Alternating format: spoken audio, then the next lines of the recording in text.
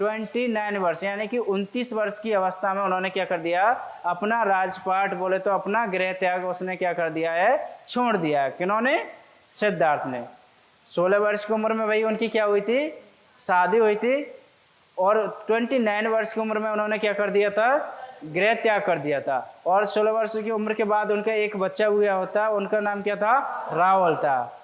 ठीक है भाई, तो यही बता रहा है इस पॉइंट में कि इन 4 घटनाओं ने गौतम बुद्ध के भावुक मन में संसार के दुख स्वरूप के प्रति उग्र पीड़ा उत्पन्न कर दी, क्योंकि उन्होंने फील किया, उस पीड़ा को क्या किया, उन्होंने फील किया। भाई जो उनके साथ पीड़ा हो रही थे, दुख हो रहा था, सामने वाले बैठे थे, उनके साथ उन्होंने क्या किया, फील किया। जैसे कि हम एथिक्स की भाषा में बोले तो एम्पैथी जताई।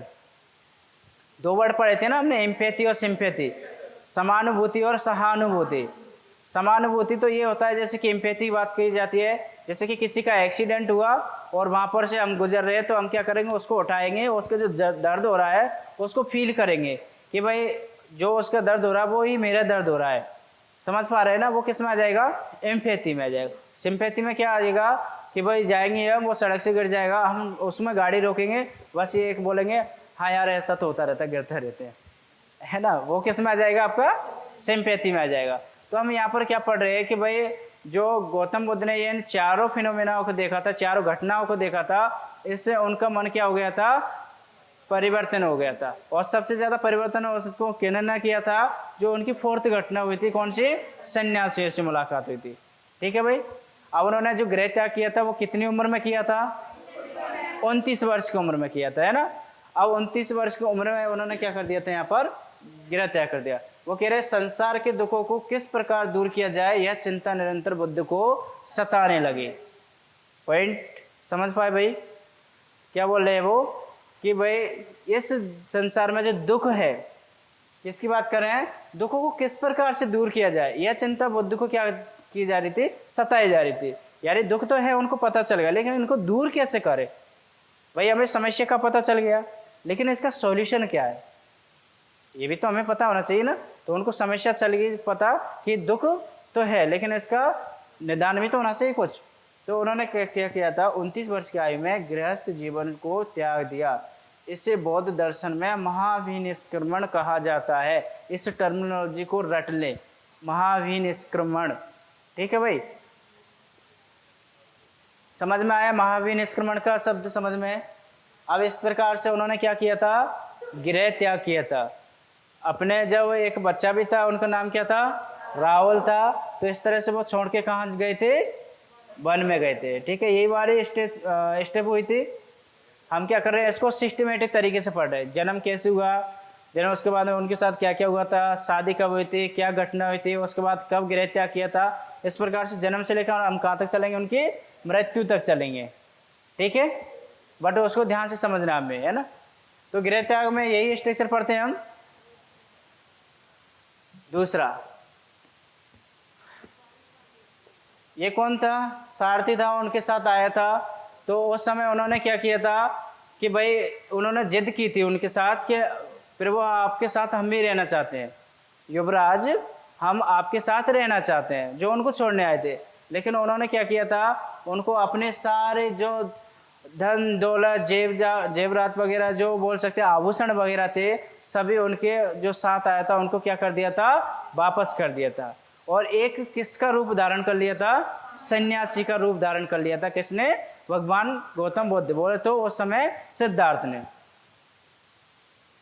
क्लियर भाई, यहाँ तक क्या है, हम क्या समझ रहे हैं। जो उनके साथ साथी आए थे उनको छोड़ने के लिए उन्होंने क्या किया था, उन्होंने जिद की थी कि भाई हम भी आपके साथ रहना चाहते हैं। लेकिन उन्होंने क्या कहा, नहीं आप क्या कीजिए, वापस महल में लौट जाइए। तो उन्होंने क्या किया, उनके देखो वो भी राजा के बेटे थे, तो राजा के बेटे थे, तो राजा के बेटे होने के नाते उनके पास कई सारा क्या था, आभूषण से धन दौलत थे। तो सबको उन्होंने क्या कर दिया, उनको दे दिया। भाई उन्होंने बोला मैं अब इनको नहीं रखूंगा। बोल सकते एक शब्द में उन्होंने बिल्कुल मोह माया को त्याग दिया। मोह माया से समझ रहे ना, मतलब एक तरीके से लालच, है ना। तो उसको क्या कर दिया था, गौतम बुद्ध ने त्याग दिया था भाई, है ना। अब वो क्या करते हैं, यहाँ से निकल पड़ते हैं जंगल के लिए अकेले। और जो उन्होंने क्या किया था, एक गेरुआधारी वस्त्र धारण क्या कर लिया यहाँ से, वस्त्र धारण कर लिया जंगल से, यहाँ से स्टार्ट करके सारे अपने जो भी उन्होंने गहने वगैरह पहन रखे थे सबको उतार दिए यहाँ पर, है ना। ठीक है, अब ये आगे की कहानी कहाँ से स्टार्ट होती है? यहाँ से स्टार्ट होती है। जब गृह त्याग किया था तो इनके जो सबसे पहले गुरु की बात की जाती है, तो सबसे पहला जो गुरु मिलता है उनके लिए तो वो कौन सा रहता? आलार कलाम। कौन सा रहता है? आलार कलाम। देखो, गृह त्याग करने के बाद सिद्धार्थ बुद्ध ने वैशाली में आलार कलाम से सांख्य दर्शन की शिक्षा ग्रहण की। किसकी शिक्षा ग्रहण की भाई? उन्होंने सांख्य दर्शन की शिक्षा ग्रहण की। यह उनके पहले गुरु थे। हाँ जी, हाँ बिल्कुल। यानी कि उन्होंने पहले बात की जाती सांख्य दर्शन की। अब इनके साथ इनसे भी वो संतुष्ट नहीं हो पाए थे। क्या नहीं हो पाए थे? सिद्धार्थ इनसे भी संतुष्ट नहीं हो पाए थे। तो आप कभी पूछ लेता है तो दूसरे गुरु का भी नाम याद रख लेना, रुद्र करामु पुत्र। यानी कि यह सिद्धार्थ के कौन थे? द्वितीय गुरु थे। प्रथम गुरु आ जाए तो कौन है भाई? आलार कलाम। दूसरे कौन थे उनके? रुद्रा करामु पुत्र से शिक्षा ग्रहण की। अब जो बात करें हम रुद्रा करामु पुत्र सिद्धार्थ के, ये कौन से थे? दूसरे गुरु थे। पहले गुरु कौन थे इनके भाई? आलार कलाम। दूसरे कौन थे? बिल्कुल, है ना। यानी दिया हुआ उसमें रुद्र करम पुत्र, रुद्रा कराम पुत्र। ये वाला लिखना है, ये वाला लिखना है ना।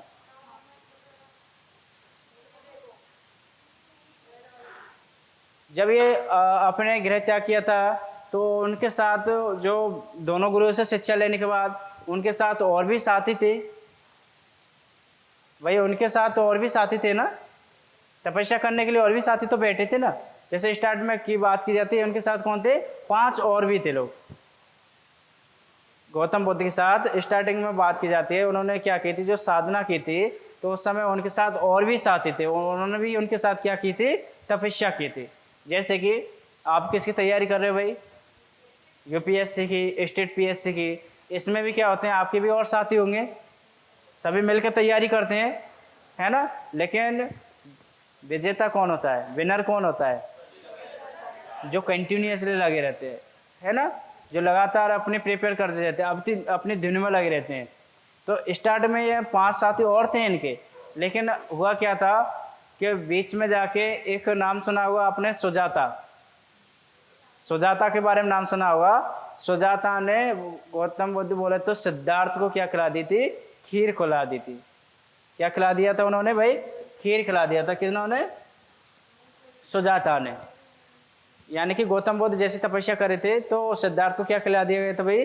खीर खिला दी थी। तो इससे उनके जो 5 और क्या थे? साथी थे, वो क्या हो जाते हैं? नाराज हो जाते हैं। क्यों हो जाते नाराज? क्योंकि उन्होंने उनके लिए दिया ही नहीं था। देखो नाराज वो ऐसी से होते हैं। जैसे वो खीर खा लेते तो बोल रहे कि आप भी तपस्या कर रहे हो भाई, तो आप भी तो इनको क्यों खा रहे हो? इसके लिए वो क्या करते हैं? उनको छोड़ के यहाँ से चले जाते हैं। ऐसा ही था बस।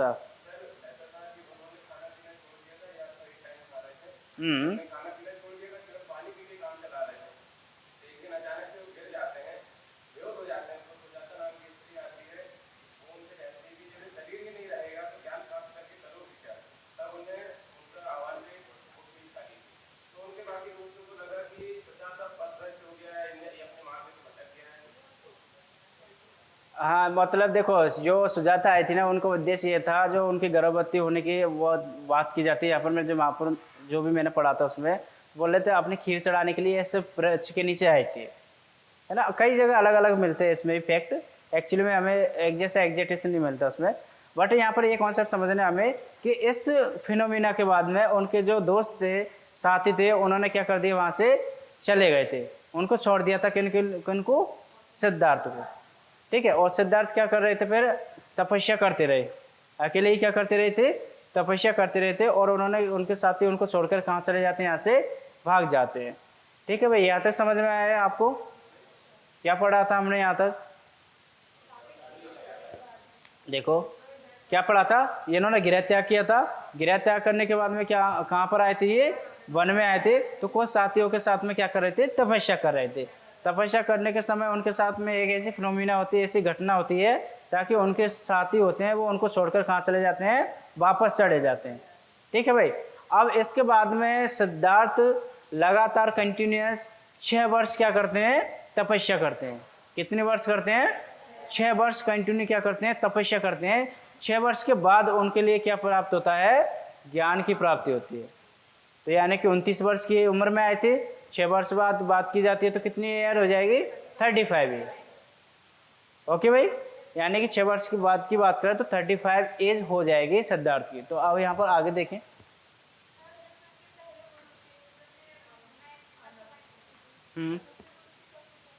इसी प्रकार से कुछ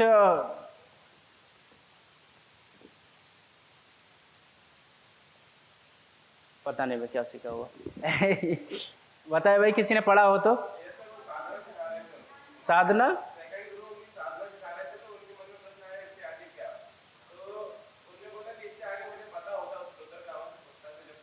हाँ हाँ, अच्छा वो उनसे सेटिस्फाई नहीं हो पाए थे, साधना है ना। ठीक है भाई, अच्छा है। देखो आप लोगों ने कहीं पढ़ लिया होगा उसको फैक्ट को। मैंने क्या बताया इसमें, बिना अन्न जल ग्रहण किए 6 वर्ष की कठिन तपस्या के बाद 35 वर्ष की आयु में वैशाखी पूर्णिमा की रात निरंजना नदी के किनारे, किस नदी की बात करें यहाँ पर हम, निरंजना नदी के किनारे पीपल वृक्ष के नीचे सिद्धार्थ को ज्ञान की क्या हुई थी, प्राप्ति हुई थी। इसको याद रखना भाई हमें कि भाई सिद्धार्थ को जो ज्ञान की प्राप्ति होती है वो किस नदी के किनारे होती है, तो वो कौन सी नदी है आपकी, निरंजना नदी है। अब वो बोल रहे किस वृक्ष के नीचे हुई थी, तो वो कौन सा है आपका बट, क्यों, देखो उनको सत्य का बोध हो गया था, सत्य का बोध हो गया था उनके लिए, है ना। देखो कुछ चीज के बारे में जब हम जानने लग जाते हैं कि भाई ये सत्य है, ये क्या है, गलत है। विजडम की जब बात की जाती है, विवेक है ना, बोलते हैं विवेक सत्य की खोज निकालता है। तो यानी कि उनको क्या हुई थी, सत्य की जानकारी हुई थी।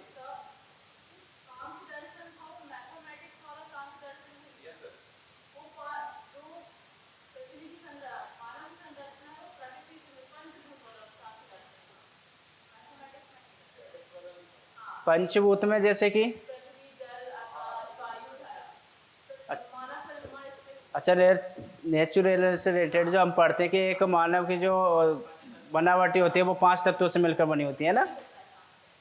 ठीक है भाई, तो हम कहाँ आ गए थे, यहाँ पर आ गए थे ना। तो क्या पढ़ रहे थे कि बिना अन्न जल ग्रहण किए 6 वर्ष की कठिन तपस्या के बाद उनको 35 वर्ष की उम्र में क्या हुआ था, ज्ञान की प्राप्ति हुई थी। ठीक है, क्योंकि आए थे वो किस उम्र में, 29 वर्ष की उम्र में आए थे, और 35 वर्ष की उम्र में क्या हुई थी, उनको ज्ञान की प्राप्ति हुई थी। अब यहाँ पर कुछ चीज़ हमें याद रखनी है, जैसे कि भाई किस नदी की बात की जाती है, तो नदी कौन सी थी इसमें, निरंजना नदी थी। दूसरी बात की जाती है, मैंने बताया था किस वृक्ष के नीचे की बात कर रहा है, तो यहाँ पर बोधि वृक्ष, बोले तो पीपल। ठीक है, अगर और फैक्ट है इसमें, ठीक है, इस घटना के बाद गया को बोध गया क्या कहा गया था, जैसे कि ये घटना होती है, गया को क्या कहा गया था, बोध गया। बट वृक्ष को क्या कहा जाने लगा, बोधि वृक्ष, और सिद्धार्थ को बुद्ध कहलाए। यानी कि इस घटना के बाद तीनों का ही नाम परिवर्तन हो चुका था। क्या हुआ था, गया में जहाँ पर उनको लिए ज्ञान प्राप्त हुआ था, वो गया को क्या बोला गया, बोध गया। और जो आपका वृक्ष था बट वृक्ष, उसको क्या बोलने लगे, बोधि वृक्ष कहा जाने लगा। इसी प्रकार से अगर सिद्धार्थ जो स्टार्टिंग में थे, जो उनको ज्ञान प्राप्ति हुआ था, तो सिद्धार्थ के बाद में यहाँ से क्या कहलाने जाने लगे, वो बौद्ध कहलाने लगे। ठीक है भाई, कौन सी घटना हुई थी, ज्ञान प्राप्ति, है ना, यानी कि सत्य का बोध हो गया था उन्हें। तो यहाँ से उनके तीनों ही नाम परिवर्तन हो गए थे, है ना। अब बोध गया कहाँ पड़ता है, सभी को पता होगा, बिहार में पड़ता है। ठीक है, तो यानी कि यहाँ पर तीनों ही क्या है, घटना उनके परिवर्तन कर दिया। गया को क्या कर दिया गया था, बोध गया हो गया। सिद्धार्थ का नाम क्या हो गया था, बौद्ध हो गया था यहाँ से।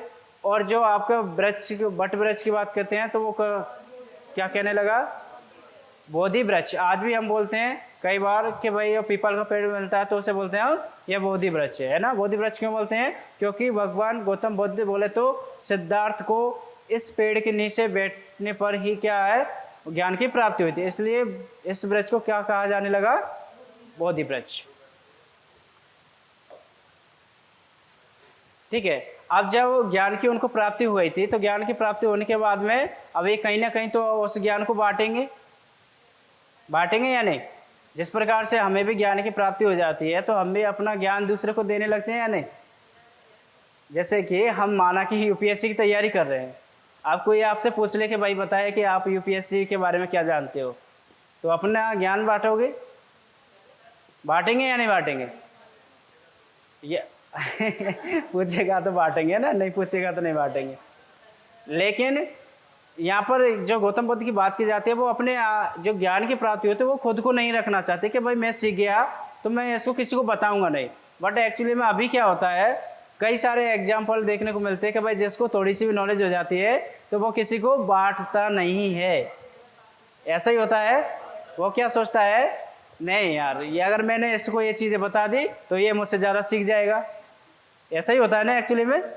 बताएं ऐसा कौन कौन करते हैं, बताएं ऐसा कौन कौन करते हैं?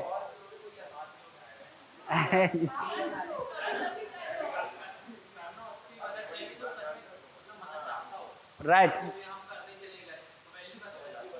सबसे बड़ी बात, हाँ वही है ना, खाली पात्र में अगर भरोगे तो वो आसानी से उसको ले लेगा, यानी कि वो आपको समझ जाएगा। बट आप ऐसे व्यक्ति को बता रहे हो वो आपकी बिल्कुल भी नहीं सुन रहा है, ये भी गलत है ना। तो यहाँ पर क्या किया गया था, जैसे सिद्धार्थ को क्या होता है, ज्ञान की प्राप्ति होती है, तो ये क्या बन गए थे, बौद्ध बन गए थे। बौद्ध, तो उन्होंने क्या किया, जो भी उन्होंने ज्ञान प्राप्त किया, सत्य का उनको जानकारी हुई थी, तो उनको क्या किया था, उन्होंने बांटने की कोशिश की। अब मुझे बताएं कि जब उनको ज्ञान की प्राप्ति हुई थी वो किस में बांटेंगे भाई, किस में ज्ञान देंगे? लोगों को तो ज्ञान देंगे, लेकिन सबसे इंपॉर्टेंट होती है लैंग्वेज। समझ पा रहे हैं ना। माना कि कोई भी व्यक्ति है, उसको ज्ञान अच्छे से आता हो, आंसी क्या हुआ,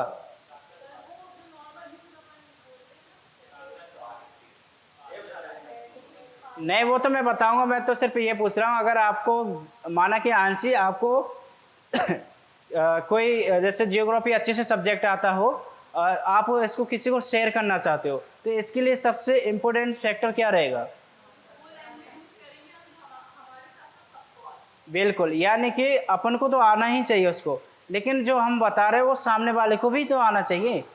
मेन फैक्टर तो यही काम करेगा ना वहाँ पर। जैसे कि आपको जियोग्राफी आ रहा है भाई, लेकिन आप सामने वाले को इंग्लिश बिल्कुल पढ़ले पढ़ती नहीं, आप उनको इंग्लिश में एक्सप्लेन कर रहे हो, तो आपके अंदर जो नॉलेज है तो उसके लिए कोई मतलब नहीं है, कोई औचित्य नहीं है इसका कि भाई आप कितने ज्ञानी हो, इस सब्जेक्ट में कितना नॉलेज रखते हो, डज नॉट मैटर। बट आप क्या है, उसको जो हिंदी में अच्छे से समझाओगे या